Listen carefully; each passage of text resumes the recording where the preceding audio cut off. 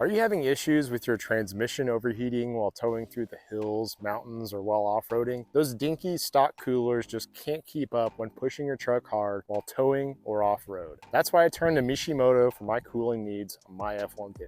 Hey YouTubers, I'm Jacob, and this is my 4-year review of my Mishimoto transmission cooler installed on my 2015 F-150 with the 5.0 liter V8 and 6R80 transmission. I've included a link to this product in the description below, so make sure to click on that and check it out. And if you're not subscribed to the channel, make sure to smash down that subscribe button. All right, let's get into it. So 4 years ago, my wife and I rented our house out to travel the US. We bought a 21-foot Grand Design travel trailer and decided to start towing it with our 2015 F-150. And while traveling out west with the high mountain passes, we quickly realized that our truck, specifically the transmission, was getting really hot on those high mountain passes, seeing temperatures of 250 and above, which is not good. Those temperatures can break down the transmission fluid and cause overheating issues with the transmission and possibly even failure. So we quickly realized that we didn't want to be stranded on the side of the road somewhere, and we needed to look at a better cooling option. After a bunch of research, I came across Mishimoto, and they had the best transmission cooler option with 132% larger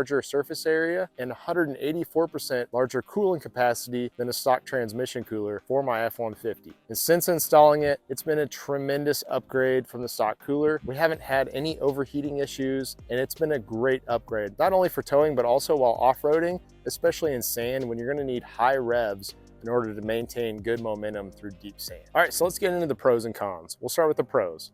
My first pro is it greatly increases the cooling capacity for the transmission with 184% larger volume. It also greatly increases cooling efficiency with 134% larger surface area. And with that, it also reduces or prevents damage to the transmission. It's really easy to install at home, and it comes with a lifetime warranty.